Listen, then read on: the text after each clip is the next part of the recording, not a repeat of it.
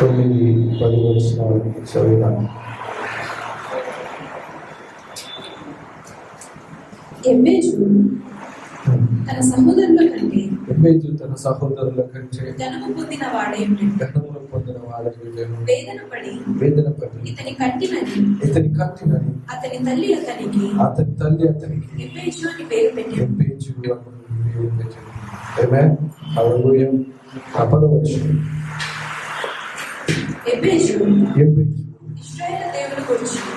ఇశ్రాయేలు దేవుని గురించి మొరపెట్టి నీవు నన్ను నిశ్చయముగా ఆశీర్వదించి నా సరిహద్దులను విశాలపరచి నీ చెయ్యి నాకు తోడుగా ఉండ దయచేసి నాకు కీడు రాకుండా దానిలో నుండి నన్ను తప్పించుమని ప్రార్థించగా దేవుడు అతడు మనవి చేసిన దాన్ని అతనికి దయచేసాను. ఆమేన్. హల్లెలూయా, హల్లెలూయా. మన జీవితంలో ఇతరులు మనల్ని రకరకాల పేర్లు పెట్టి పిలవచ్చు కదా, ఏ పేరైనా పిలవచ్చు. కొంతమంది నిక్ నేమ్స్ తో పిలుస్తూ ఉంటారు, కొంతమంది మనకున్న అలవాట్లని వచ్చి దాన్ని బట్టి మనల్ని పిలుస్తూ ఉంటారు కదా. సరే, ఎవరు ఏ పేరుతో పిలిచినా, ఎవరు మనల్ని ఎలా చూసినా, మన జీవితము మార్చబడాలి అంటే, మన జీవితము అంటే షేమ్ నుంచి హానర్కి రావాలి అంటే మనం చేయాల్సిన పని ఏంటి తెలుసా? మనం దేవుని ఎదుటికి రావడం మనం చేయాలి. చాలా సందర్భంలో మన యొక్క గతము మనతో మాట్లాడుతుండొచ్చు. ఎట్లా అంటే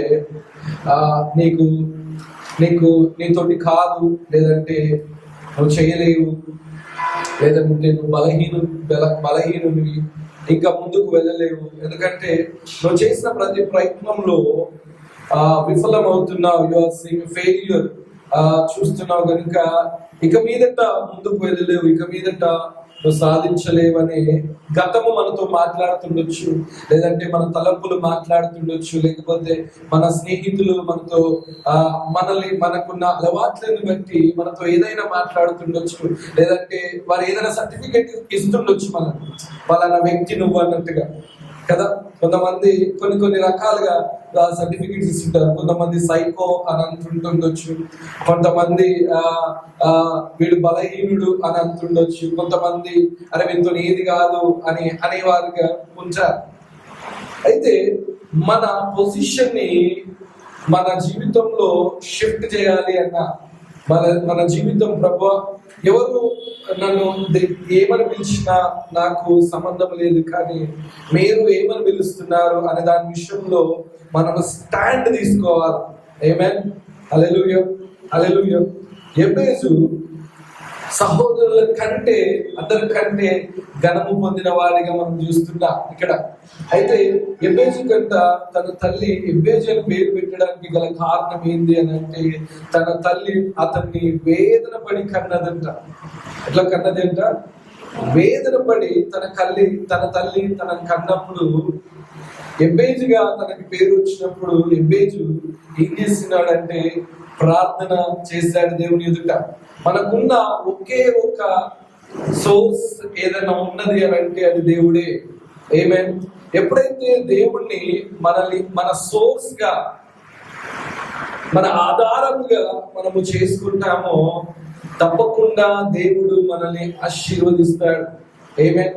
షేమ్ నుంచి మనకి హానర్ రావాలి అని అంటే, సిగ్గు నుంచి మనకి ఘనత రావాలి అని అంటే తప్పకుండా మనం ఎవరి దగ్గరికి రావాలి అని అంట, దేవుని ఎదుటకి మనం వస్తూ ఉండాలి. ఆమేన్. ఎవరి దగ్గరికి రావాలా? దేవుని ఎదుటకి వస్తూ ఉండాలి. నీ పరిస్థితులు ఎట్లుండను అంటే, గతంలో ఎలా ఉండను నాకు తెలియదు, గతంలో నేను ఏ పేరు పెట్టానో తెలియదు, లేకపోతే చాలా మంది ఇతరుల ఒపీనియన్స్ ని బట్టి వారి జీవితము స్టక్ అయిపోతూ ఉంటుంది. అర్థమైందా నేనేమంటున్నాను? అరే ఏమో నా లైఫ్ ఇదేనేమో అనుకున్న వారు చాలా మంది అక్కడనే ఆగిపోతూ ఉంటారు. చాలా మంది వారిలో గతంలో జరిగిన వాటి విషయంలో బట్టి ఆగిపోతూ ఉంటారు. ముందులో అంటే ఇంకా ఫ్యూచర్ లో కానీ లేకపోతే వారి జీవితంలో ఇంకా చాలా ఉంది కొనసాగించడానికి, ఇంకా వాళ్ళ జీవితం అయిపోలేదు, కానీ గతమును బట్టి ఆగిపోయిన వారు చాలా మంది ఉంటారు. గతంలో జరిగిన సంఘటనలను బట్టి ఆగిపోయిన వారు చాలా మంది ఉంటుంటారు. కానీ ఎబ్బేజు ఏం చేస్తున్నాడు అని అంటే, దేవుని ఎదుటకు వచ్చి మొరపెట్టాడు, ప్రభుని అడిగాడు. ఏమని? ప్రభా, నా సరిహద్దులను విశాలపరచుము. ఏమంటున్నాడు? నా సరిహద్దులను విశాలపరచుమని ఎబ్బేజు ప్రార్థన చేస్తున్నాడు. ఎబ్బేజు ఇజ్రాయేలు దేవుని గురించి మొరపెట్టి, నీవు నన్ను నిశ్చయముగా ఆశీర్వదించి నా సరిహద్దును విశాలపరిచి నీ చెయ్యి నాకు తోడుగా ఉండ దయచేసి నాకు కీడు రానియకుండా దానిలో నుండి నన్ను తప్పించుము అని ప్రార్థింపగా దేవుడు అతడి మనవి చేసిన దానిని అతనికి దయచేసెను. ఆమేన్. హల్లెలూయా. చూడండి, ఎబ్బేజు ప్రార్థన చేస్తేనే ప్రభు వింటాడా అనేది కాదు. ఎబ్బేజు ఎవరు ప్రార్థన చేసినా ఆయన వినే దేవుడిగా ఉన్నాడు. అయితే చాలా మంది ప్రార్థన జీవితం ఉండదు, అంటే దేవుని అడగడానికి మొహమాటము పడేవాళ్ళు చాలా మంది ఉంటారు. దేవుని దగ్గరికి గిల్ట్ ఫీలింగ్, అంటే అయ్యో నేను ఇప్పుడు వస్తే నా అవసరానికి వచ్చానే దేవుడు నా ప్రార్థన ఆలకిస్తుడో లేదు అన్నవారు చాలా మంది ఉంటారు. మనం గిల్ట్ ఫీలింగ్ లో ఉండడానికి వీల్లేదు, కానీ మనం రిపెంట్ అయ్యేవారుగా ఉండాలంటే మారు మనసు పొందేవారిగా మనం ఉండాలి.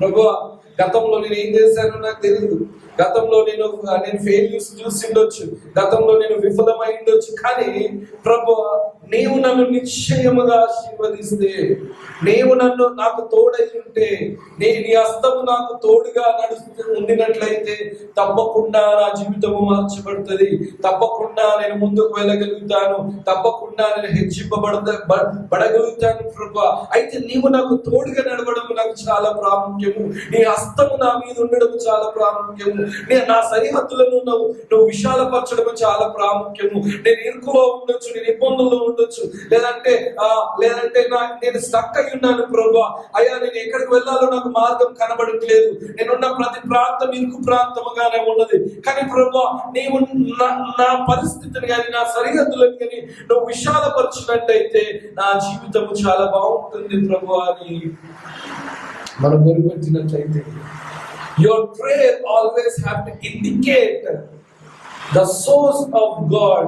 లేదంటే నీ యొక్క ప్రార్థన ప్రతిసారి ఎలా ఉండాలి అని అంటే, ఆయననే నాకు సోర్స్ అయి ఉన్నాడు, ఆయననే నాకు ఆధారమై ఉన్నాడు, ఆయననే నన్ను హెచ్చిస్తాడు, ఆయననే నన్ను గణపరుస్తాడు, ఆయననే నన్ను ముందుకు తీసుకుని వెళ్తాడు. నిజం చెప్పాలి అని అంటే మన పరిస్థితిని మార్చువాడు ఆయనే, మన పొజిషన్స్ ని షిఫ్ట్ చేసేవాడు ఆయనే. ఈ దినము నా దుఃఖ దినములు మనం చూసిండొచ్చు, దుఃఖమైన పరిస్థితుల్లో మనం వెళ్ళిండొచ్చు, అట్లా అని దుఃఖంలోనే ఉంటామని కాదు, ఆయన దుఃఖంని సంతోషముగా మార్చేవాడు.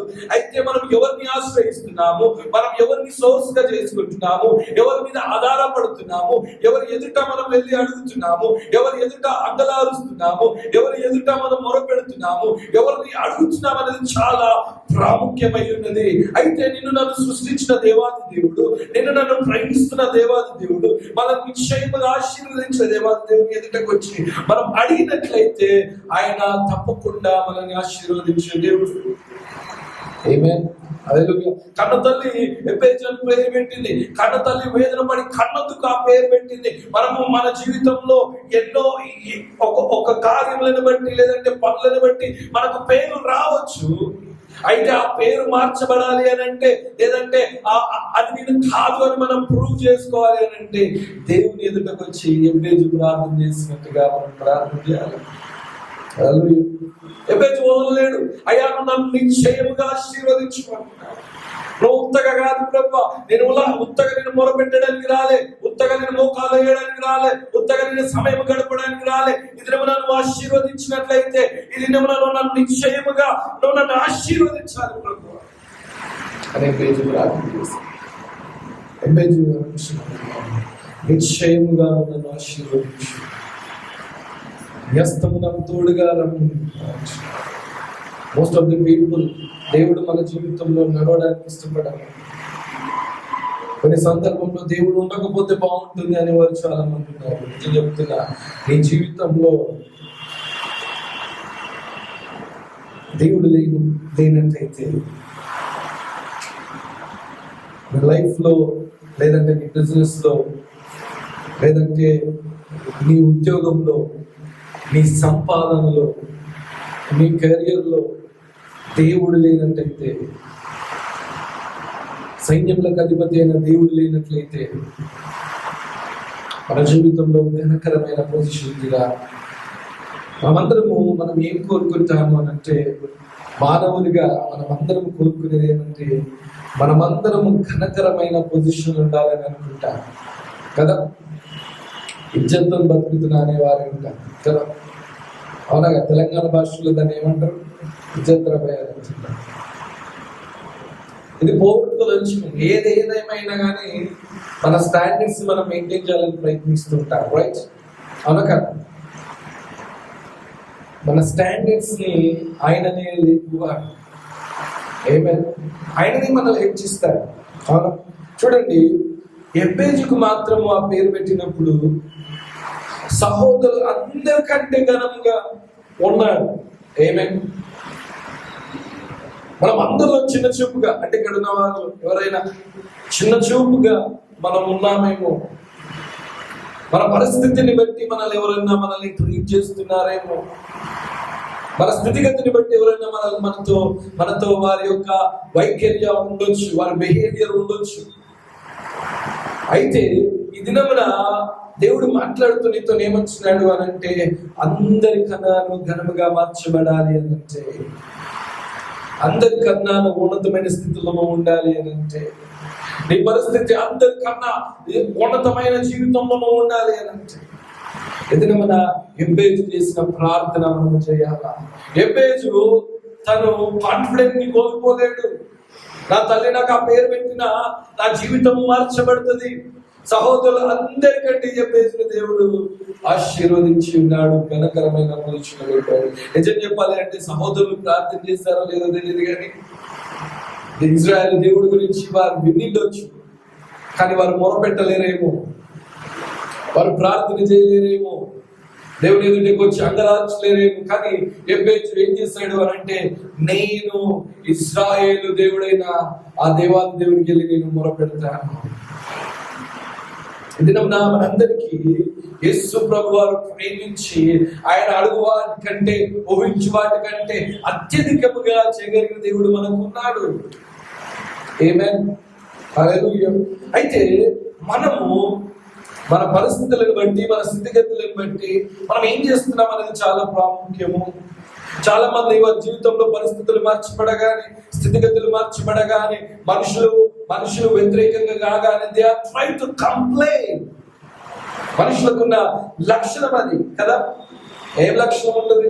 They try to complain. వారి చుట్టుపక్కల జరుగుతున్న పరిస్థితులన్నింటిని బట్టి ఫ్రస్ట్రేట్ అవ్వడము, లేకపోతే కంప్లైంట్స్ ఇవ్వడము, లేకపోతే ఇలా జరగకపోతే బాగుంటుంది, లేకపోతే మనుషులు నా దగ్గర ఉన్నప్పుడు ఒకలాగున్నారు, లేనప్పుడు ఒకలాగున్నారు, మనుషులు ఈ విధంగా నాతో ప్రవర్తిస్తున్నారని మనం అనుకోవచ్చు, అటువంటి కంప్లైంట్స్ ఇవ్వచ్చు. కానీ మన పరిస్థితిని మార్చేవాడు మన జీవితంలో ఉన్నాడని మనం మర్చిపోకూడదు. మన జీవితంలో ఎవరున్నారు? మన పరిస్థితులను మార్చేవాడు ఉన్నాడు. మన జీవితంలో ఉన్నవాడు చాలా గొప్పవాడండి. మన దేవుడు చాలా గొప్పవాడు. మన దేవుడు స్పందించే దేవుడు అని చాలా సందర్భంలో చెప్పారు. ఇదినమునా నువ్వు మొరపెట్టినప్పుడు, ఇదినమునా దేవుని ఎదుట అంగలార్చినప్పుడు, ఇదినమునా దేవుని ఎదుట కన్నీటి ప్రార్థన చేసినప్పుడు, ఇదినమునా నీకు ఒక క్లారిటీ ఉండి దేవుని ఎదుట ఉండి నువ్వు ప్రార్థన చేసినప్పుడు, నువ్వు అడిగినది ఆయన ఇచ్చేవాడిగా ఉన్నాడు. నువ్వు అడిగిన వాటిని ఆయన చేసేవాడిగా ఉన్నాడు. మన పరిస్థితిని మార్చేవాడు ఆయనే అని మనం ఎప్పుడు కూడా మర్చిపోకూడదు మన జీవితంలో. అయితే విధంగా ప్రభు ఒక ప్రశ్న జీవితం చేస్తున్నాడు. ఎవరి మీద ఆధారపడుతున్నాను? ఎవరిని ఆధారం చేసుకుంటున్నావు? దేన్ని ఆధారం చేసుకుంటున్నావు? అయితే ఎవరి మీద అయినా ఆధారపడినట్లయితే, మనుషుల మీద ఆధారపడినట్లయితే, మన తెలివిని ఆధారంగా చేసుకున్నట్లయితే ఏదంటే మనకున్న స్కిల్స్ ని మనము ఆధారముగా మార్చుకున్నట్లయితే ఏదైనా మనము ఎదుగుతామో లేదో నాకు తెలియదు, కానీ ప్రభువుని ఆధారం చేసుకున్న వారు, దేవుడి మీద ఆధారపడిన వారు, ఆయన నీ స్థితిగతి మారుస్తాడని తెలిసిన వారు, ఆయన ఎదుట ఉండి సీరియస్ గా ప్రభువా నిశ్చయముగాను నన్ను ఆశీర్వదించుము అని అడిగిన వారిని ప్రభు ఆశీర్వదించేవాడిగా ఉన్నాడు. అయితే నీ ప్రార్థన ఎలా ఉన్నది? ఎబ్బేజు సహోదరులు ప్రార్థన చేస్తాడో లేదా? ఎబ్బేజు ప్రార్థన చేస్తాడు. ఈ దినమున నీ ఇంటి వారిలో ఉన్నవారు ప్రార్థన జీవితం కలిగి ఉన్నారో లేదో తెలియదు, కానీ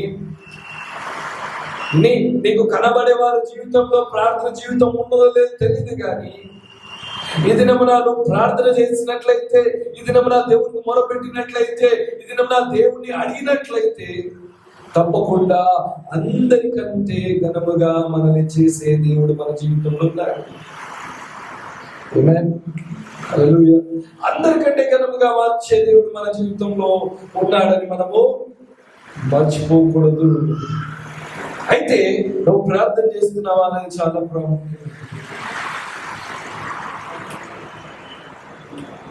నీ జీవితం ఎట్లయితే ఉండాలి అని నువ్వు అనుకుంటున్నావో, ఎలా అయితే ముందుకు వెళ్ళాలని నువ్వు కోరుకుంటున్నావో, ఎక్కడ ఉంటే నువ్వు ఇష్టపడుతున్నావో, ఏ పొజిషన్ లో నువ్వు ఉండాలి అని అనుకుంటున్నావో, దాన్ని బట్టి ప్రభు ఎదుట నువ్వు ప్రార్థించినట్లయితే, అంటే అడిగినట్లయితే, ఆయనకు మొరపెట్టినట్లయితే తప్పకుండా ఆయన నెరవేర్చే దేవుడిగా ఉన్నాడు. అయితే నువ్వు అడుగుతున్నావా దేవాదేవుడు? నువ్వు అడిగిండొచ్చు, వాళ్ళని అడిగిండొచ్చు, వీళ్ళని అడిగిండొచ్చు, ఇంకొకరిని అడిగిండొచ్చు, అయ్యా సహాయం చేయి, కొంచెం సహాయం చేయి, నా జీవితం మార్చబడుతుంది, కొంచెం నాకు తోడుండండి. మనం ఎవరినైనా అడిగిండొచ్చు, కానీ మనల్ని ఎవరైనా కాదనొచ్చు, కానీ దేవుడు నిన్ను కాదని వాడు కాదు. ఆయన నిన్ను తృణీకరించేవాడు కాదు. ఆయన నిన్ను విసర్జించేవాడు కాదు. ఆయన నిన్ను ప్రేమించి, ఆయన నిన్ను దరిచేర్చి, ఆయన నిన్ను హెచ్చించే దేవుడిగా ఉన్నాడు.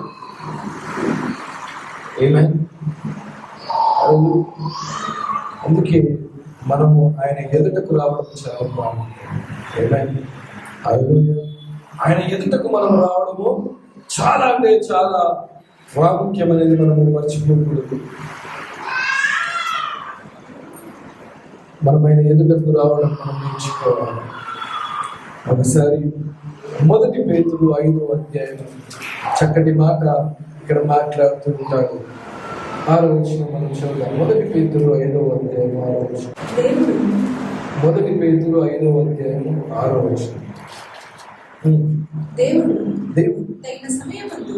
తగిన సమయమందు మిమ్మల్ని హెచ్చించినట్లు ఆయన బలిష్టమైన చేతి కింద దీన మనస్కులై ఉండి. చూడండి, మన హెచ్చు లేదంటే మనం ఘనమైన పొజిషన్లకు మనం పోవాలి అంటే, ఘనకరముగా మనం ఉండాలి అంటే, మనం హెచ్చింపబడాలి అని అంటే ఆయన ఎదుట ఉండడం చాలా ప్రాముఖ్యం. తగిన సమయంలో ద టైం విల్ కమ్, ఒక సమయం వస్తుంది, he will give you the crown, ఆ యొక్క క్రౌన్ ఇచ్చి నేను కూర్చోబెట్టే వాడిగా ఉన్నాడు. ఆమేన్. హల్లెలూయా. తగిన సమయంలో ఆయన మనల్ని హెచ్చించే దేవుడిగా మన జీవితంలో ఉన్నాడు ఆయన. అయితే మనం ఆయన ఎదుటకు రావడము చాలా ప్రాముఖ్యమై ఉన్నది. చూడండి, ఎబ్బేజు ప్రార్థనలో ప్రార్థన ఏమంటాడు అని అంటే, నీ చెయ్యి నాకు తోడుగా ఉండదయచేసి. ఆయన హస్తము చాలా ప్రాముఖ్యమైనది మన జీవితంలో. ఆయన హస్తము మన జీవితంలో ఉండాలా, ఆయన కాపుదల మన జీవితంలో ఉండాలా. అయితే ఎప్పుడైతే మనం ఇటువంటి ప్రార్థన లేదంటే దేవుని సోర్స్ గా మనం చేసుకుంటామో తప్పకుండా మన జీవితాన్ని ఆయన ఘనకరమైన పొజిషన్ పెడతాడు. ఎవరి గురించి మనం ఆలోచించకూడదు. అవునా? నా సహోదరులు ప్రార్థన చేస్తాను, నేను ప్రార్థన చేస్తాను, లేకపోతే నైట్ వారు ప్రార్థన చేస్తే నేను ప్రార్థన చేస్తాను, లేకపోతే వారికి అడిగే తత్వం ఉందో లేదో తెలియదు. కానీ దేవుడు నువ్వు అడిగితే, నువ్వు ప్రార్థన చేస్తే, నువ్వు దేవుని ఎదుట నువ్వు ఉండినట్లయితే తప్పకుండా ఆయన మన జీవితాన్ని అందరికంటే ఘనకరమైన పొజిషన్ లో దేవుడు పెడతాడు. అందరికంటే. అవునా? చదువుతా చూడండి. యెబెజు తన సహోదరుల కంటే ఘనము పొందినవాడై ఉండెను. ఆమేన్. ఎట్లున్నాడంట యెబెజు? యెబెజు ఎట్లున్నాడంట? తన సహోదరుల కంటే ఘనము పొందినవాడై ఉండెను. ఈ దినమున మనం అందరికంటే ఘనము పొందిన వారిగా ఉండాలి అంటే, మన పరిస్థితి మార్చబడాలి అంటే, మన స్థితిగతులు మార్చబడాలి అని అంటే మనం ఇటువంటి ప్రార్థన మనం చేయాలా? ఆయన ఎదుటకు రావడం మనం చేయాలా? ఎదుట నా ప్రార్థన, నీ జీవితం సక్సెస్ఫుల్ గా ఉండాలా, ఉన్నతమైన స్థితిలో ఉండాలా, నీ కుటుంబంలో ఉన్న వారందరికంటే, లేకపోతే నీ స్నేహితుల వారందరికంటే, లేకపోతే నీ చుట్టుపక్కల ఉన్న వారందరికంటే నీ జీవితం హెచ్చింపబడాలి అని అంటే మనం చేయాల్సిన ఒకే పని తెలుసా? ఆయన బలిష్టమైన చేతుల కింద మనం దీనవలసై ఉంటే తగిన సమయంలో దేవుడు మనల్ని హెచ్చిస్తాడు. మనల్ని అందరికంటే ఘనకరమైన పొజిషన్ లో ఆయన ఉంచుతాడు. మనల్ని ఉన్నతమైన స్థితిలో ప్రభు ఉంచేవాడిగా ఉన్నాడు. ఇది మన ఎవరిని నువ్వు ఆశ్రయముగా చేసుకుంటున్నావు, ఎవరిని నువ్వు ఆధారముగా చేసుకుంటున్నావు, ఎవరి మీద నువ్వు ఆధారపడుతున్నావు అనేది చాలా మరొకసారి దేవుడు మీతో జ్ఞాపకం చేస్తూ ఉన్నాడు. మన పెద్ద బ్యాక్గ్రౌండ్ ఉండాల్సిన అవసరం లేదు. నువ్వే దేవుడు నిన్నే బ్యాక్గ్రౌండ్ గా మారుస్తాడు. ఆమేన్. మన వెనకాల పెద్ద ఆస్తులు లేకపోయినా పర్లేదు, మన జీవితం ఎట్లున్నా లేకపోయినా పర్లేదు, ఈ దినం నుంచి దేవుడు నిన్ను ఎట్లా ఆశీర్వదించాలంటే నువ్వే ఆస్తికర్తగా మార్చేటట్లుగా దేవుడు ఆశీర్వదిస్తాడు. అయితే నువ్వు దేవుని ఎదుట అయ్యా నువ్వు నన్ను నిశ్చయముగా ఆశీర్వదించు అనే అడిగే తత్వం మనకున్నదా? ఆమేన్. హల్లెలూయా. దావీదు మహారాజు ఒక ప్రార్థన చేస్తాడు. చక్కటి ప్రార్థన మనం చూద్దాం. కీర్తన 4వ అధ్యాయము 1వ వచనం మనం చదువుదాం. కీర్తన 4వ అధ్యాయము 1వ వచనం మనం చదువుదాం. నా నీతికి ఆధారమగు దేవా, నా నీతికి ఆధారమగు దేవా, నేను మొరపెట్టినప్పుడు ఆమేన్. హల్లెలూయా. నా నీతికి ఆధారమగు దేవా, నేను మొరపెట్టినప్పుడు నాకు ఉత్తరం ఇవ్వు. ఎరుకులలో ఏమంటున్నాడు? ఇరుకులలో నాకు విశాలతను కలుగజేసేవాడు నీవే. నన్ను కరుణించి నా ప్రార్థన అంగీకరించు అంటున్నాడు. అయ్యా, ఇరుకులో నాకు విశాలతను కలుగజేయవాడు నీవే. నువ్వు అది గ్రహించాలా? ఏం గ్రహించాలా? మన ఇరుకు మార్గంలో, మన ఇరుకు పరిస్థితిలో, లేకపోతే అన్ని మార్గంలో ముయబడిన పరిస్థితిలో ఆయన మనకు విశాలత కలిగజేయవాడు ఆయనే.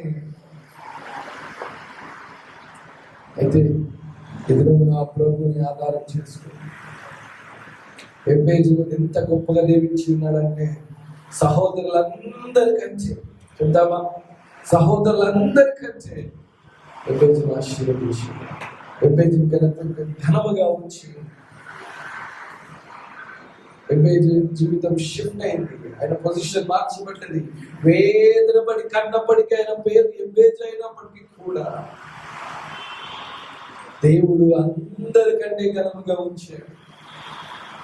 ఆమేన్. హల్లెలూయా. కదా, చూడండి, తల్లి ఆ పేరు పెడుతున్నప్పుడు ఎంత వేదన పడింది. కొన్ని డెలివరీస్ చాలా మంచిగా అవుతుంటాయి. కొన్ని డెలివరీ బాబు నేను కనేటప్పుడు ఎట్లా జరిగిందంటే, నువ్వు చాలా వేదన పెట్టావు, కిక్ చేసావు, వామిటింగ్స్ అయినాయి, అసలు నాకు అస్వస్థత ఉండే ఎక్కువ నేను కన్నప్పుడు. కానీ అంతకుముందు డెలివరీ ఎట్లా లేకుండే చాలా సాఫీగా ఉండే, ప్రతిదీ బాగుండే అన్నట్టుగా ఉంటాయి. కొంతమంది విన్నారా ఎప్పుడైనా ఇటువంటి మాటలు? అయితే ఈ మాటలో ఎబ్బేజుని మాట్లాడుతూ తల్లి తనని ఏమని పేరు పెట్టిందంటే ఎబ్బేజు అని పేరు పెట్టి, ఎందుకు? వేదన పడి కన్నప్పుడు ఎట్లాగన్నదంట, వేదన పడి చాలా చాలా పెయిన్ఫుల్ పడి కన్నందుకు ఆ పేరు పెట్టినందుకు ఎబ్బేజు అక్కడ ఆగలేడు. ఎక్కడ ఆగలేడు? అయ్యో నా తల్లిని నేను ఇంత బాధ పెట్టాను, నా తల్లిని ఇంత దుఃఖ పెట్టాను, అసలు నా జీవితం, నా ఫ్యాటే బాగాలేదు అనుకుంటా, నా పరిస్థితి బాగాలేదు అనుకుంటా అని అక్కడ ఆగిపోలేడు. ఎబ్బేజు ఇజ్రాయెల్ దేవుని గురించి విన్నాడు. ఆయన స్పందించే దేవుడు అని విన్నాడు. ఆయన మొరపెడితే ఆలకించి ఉత్తరము దయచేసే దేవుడు అని విన్నాడు. ఆయన ఎదుటకు వచ్చి ప్రార్థన చేసినప్పుడు ఎబ్బేజు అందరికంటే ఘనముగా ఏర్పరచబడ్డవాడు, అందరికంటే ఘనముగా దేవుడు ఆయన నుంచి ఉన్నాడు. అయితే ఈ దినమున నా జీవితం, నీ జీవితము ఘనకరముగా ఉండాలి అని అంటే మనము మొరపెట్టాలి, మనము అడగాలి. నిశ్చయముగా నువ్వు నన్ను ఆశీర్వదించినట్లయితే, నిశ్చయముగా నా యొక్క సరిహద్దులను విశాలపరిచినట్లయితే, నిశ్చయముగా నీ హస్తము నాకు తోడుగా వచ్చినట్లయితే, అయ్యా నేను ఆశీర్వదింపబడతాను, అయ్యా నా జీవితం మార్చబడుతుంది, నా పొజిషన్ మార్చబడుతుంది, నేను ప్రమోట్ అవుతాను, నాకు ప్రమోషన్ వస్తుంది అని మనం గ్రహించినట్లయితే తప్పకుండా దేవుడు మనల్ని ఆలకిస్తాడు. ఆమేన్. హల్లెలూయా.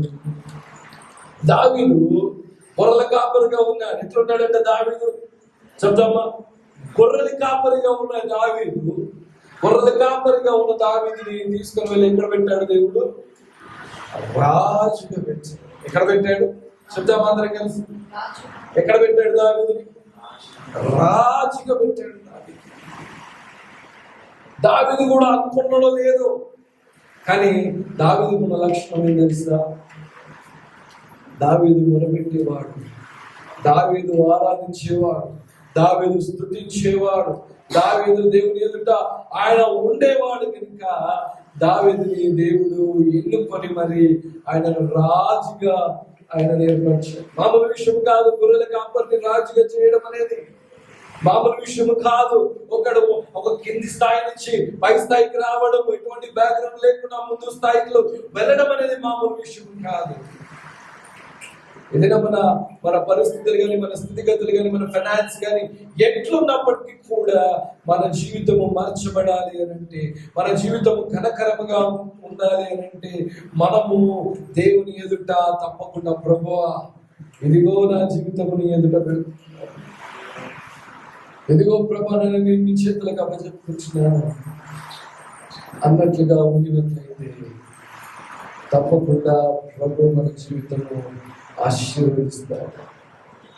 మన జీవితాన్ని హెచ్చించేవాడిగా, మన పరిస్థితులను మార్చేవాడిగా, మన స్థితిగతులను మార్చేవాడిగా. అయితే కొదవ ఎక్కడున్నది అంటే చాలా మంది ఆయన ఎదుట వచ్చి మొరపెట్టడానికి రారు, కానీ ఎవరు ఓటీస్ చేస్తారు. ఏం చేస్తారు చెప్పండి. ఓటీస్ చేస్తారు. ఏం చేస్తారు? ఓవర్ టైం, లేకపోతే పార్ట్ టైం, సెకండ్ జాబ్ చేస్తూ ఉంటారు. పార్ట్ టైం చేయొద్దు అనను, సెకండ్ జాబ్ చేయొద్దు అనను, ఓటీస్ చేయొద్దు అని అనను, అది నీ ఇష్టం. అయితే ఆశీర్వదింపబడాలి అంటే, నువ్వు ఘనముగా మార్చబడాలి మరి దేవుని ఎదుటకు వచ్చి ప్రభువా నాతోటైతే అసాధ్యమే, కానీ నీతోటి సాధ్యమే, నీకు అసాధ్యమైనది ఏది లేదు ప్రభువా అని మనకు ఉన్నట్లయితే, ఎబ్బేజు తల్లి ఎలా చూసిందో నాకు తెలియదు, అందరిపైన ఎక్కువ ప్రేమ ఉండొచ్చు. ఎబ్బేజు విషయానికి వచ్చేసరికి తల్లికి కొంచెమే ప్రేమ ఉండొచ్చు, కానీ ఎబ్బేజు అందరికన్నా ఘనముగా మార్చబడ్డాడు. హల్లెలూయా. ఎబ్బేజు ఓటీస్ చేయలేడు, ఏం చేయలేడు, ఓవర్ టైం చేయలేడు, సెకండ్ అమ్మని ఇంప్రెస్ చేయడానికో లేకపోతే అందరిని ఇంప్రెస్ చేయడానికో ఎబ్బేజు మంచి పనులు చేసినట్టుగా రికార్డు కాలేదు. కానీ ఎబ్బేజు ఇశ్రాయేలు దేవుని గురించి విని ఆయనకు మొరపెట్టిన తర్వాత దేవుడు ఆయన ప్రార్థనను ఆలకించి ఆయన సహోదరులందరికంటే, చెప్తామా, సహోదరులందరికంటే దినమున దేవుడు నీతో మాట్లాడుతున్నాడు. ఆయన ఎదుటకు వచ్చినట్లయితే, ఆయనను ఆశ్రయముగా చేసుకున్నట్లయితే ఆయన అందరికంటే నేను ఘనకరమైన పొజిషన్ లో పెడతాడు. ఆమేన్. హల్లెలూయా. అయితే నిర్ణయం మనం తీసుకోవాలి, చాలా ప్రాముఖ్యము. ఏ నిర్ణయములు తీసుకుంటున్నా? ఇవాళ వెళ్ళి ఈ దినంలో వెళ్ళి, లేదంటే ఈ దినం నాను ఒక నిర్ణయం, అయ్యా నేను ఎదుట ఉన్నాను, నీ కృపా సింహాసనం ఎందుకు నేను వచ్చాను అయ్యా, అయ్యా నాకు కీడు రానియకుండా నన్ను హెచ్చించుమని మనం ప్రార్థన చేసినప్పుడు దేవుడు అందరికన్నా ఘనమైన పురుషుడు. ఐఎమ్ షూర్ నేను ఖచ్చితంగా ఈ మాట చెప్తున్నాను. అయితే తేలికగా, అంటే దేవుని సులువుగా తీసుకుని, తేలికగా తీసుకుని ఆయనని అడగాల్సిన అసలైన విషయాలు అడగకుండా మన ప్రయాణం కొనసాగించినట్లయితే, మన జీవితాలు కొనసాగించినట్లయితే, ఇందులో మన ప్రభు మాట్లాడుతున్నాడు నీతోటి. నీ జీవితము ప్రమోట్ అవ్వడం చాలా అసాధ్యం. నీ జీవితంలో మార్పులు చూడడం అసాధ్యము. ఎదురుగా నీ గదిలోకి వెళ్ళి తలుపులు మూసుకొని ఆయన ఎదుట కూర్చొని మోకాలు వంగి స్పందించే దేవుని వైపు చూస్తూ, అయ్యా ఇదిగో నీ ఎదుటకు నేను వచ్చా, నా పరిస్థితులని నాతో ఎలా మాట్లాడినా నాకు పర్లేదు ప్రభువా, నన్ను ఆశీర్వదించే దేవుడు నువ్వు నాకున్నావు, నన్ను గణపరిచే దేవుడు నువ్వు నాకున్నావు.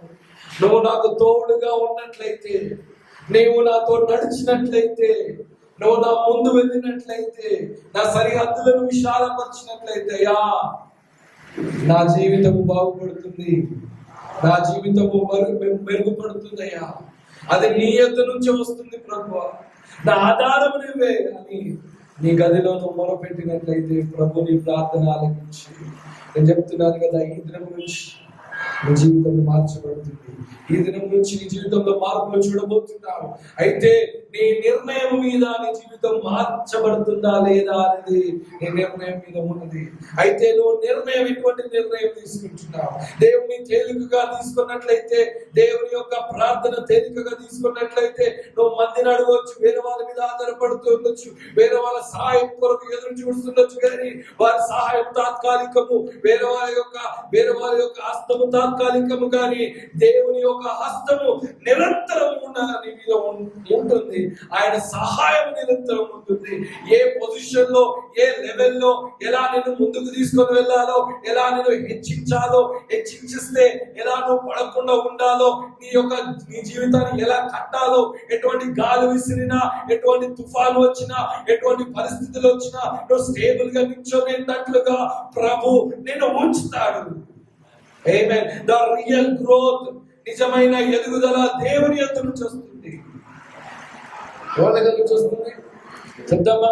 నిజమైన ఎదుగుదల దేవుని యొద్ద నుంచి వస్తుంది. అయితే ఆ ఎదుగుదల ఈ దినమున మనకు కావాలి అంటే, నువ్వు గదిలోకి వెళ్ళి ప్రభు ఎదుట, ఇదిగో ప్రభు నన్ను మీ చేతులకు అప్పగించు. నా స్థితిగతులు నాతో ఏం మాట్లాడారు ఈ దినమున, నా పరిస్థితులు ఎలా ఆయన ఉండొచ్చు, కానీ నా పరిస్థితిని మార్చివాడు.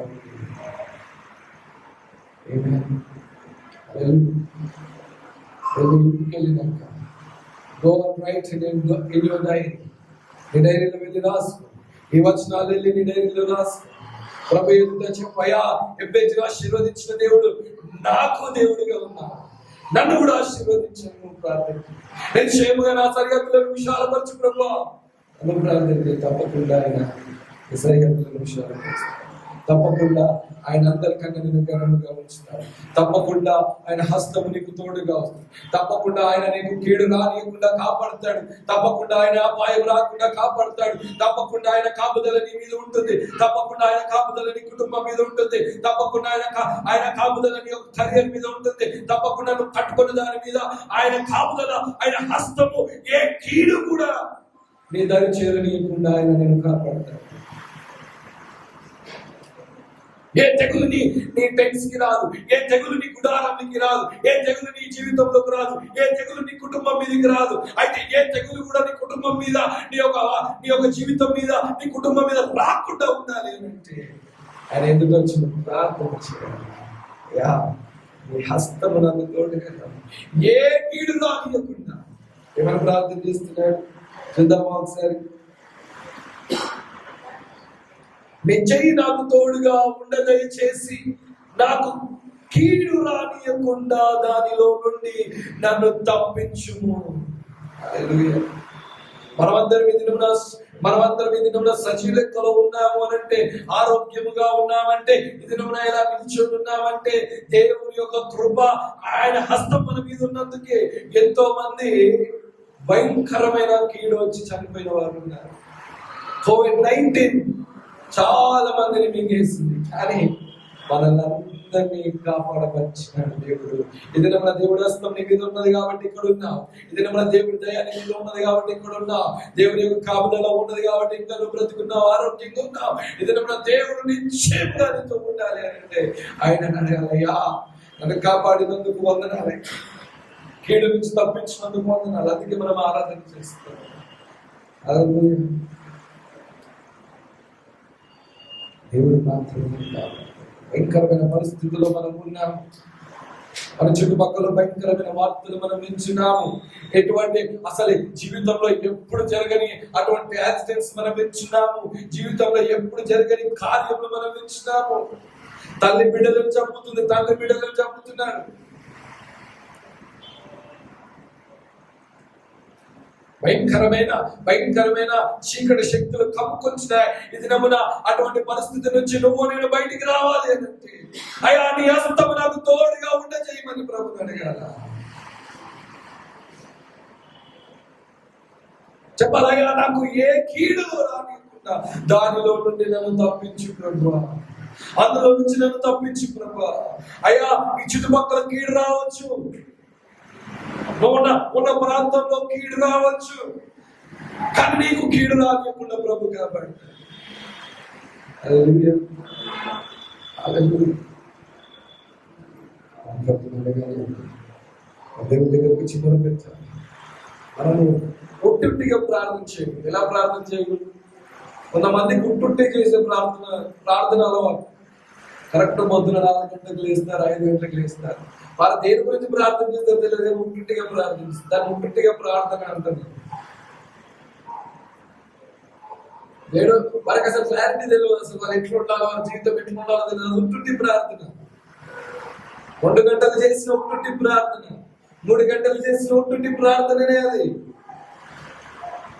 దేవుడు చేయగలుగుతాడు, ఆయన మార్చగలుగుతాడు.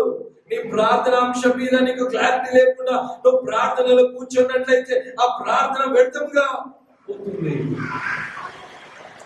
కాబట్టి పెద్ద ప్రార్థన, గొప్ప ప్రార్థన ఏం చేయలేడు. చిన్న ప్రార్థన చేస్తాడు, దేవుడు కనికరంగా ఉంచున్నాడు. నువ్వు చిన్న ప్రార్థన చేసినా you need a clarity on your prayer petitions. దాని మీద నీకు క్లారిటీ ఉండాలా, రాసుకోవాలా, ఏ ప్రార్థన చేయాలా, ఎలా ఉండాలా. అయ్యా ఇక్కడ ఈ పొజిషన్ లో నేను ఉండాలనుకుంటున్నాను ప్రభు, అది నీకు మాత్రమే సాధ్యము. ఒకవేళ నేను ఒంటరిగా ప్రయత్నించినట్లయితే, ఒకవేళ నా మీద నేను ఆధారపడి చేసినట్లయితే అది నాకు శ్రమ కలిగిస్తుంది, అది నన్ను ఎంతో టైర్డ్ గా చేస్తుండొచ్చు. కానీ ప్రభు నువ్వు మాత్రమే నన్ను అక్కడ తీసుకుని వెళ్ళగలుగుతావు అని ప్రార్థన.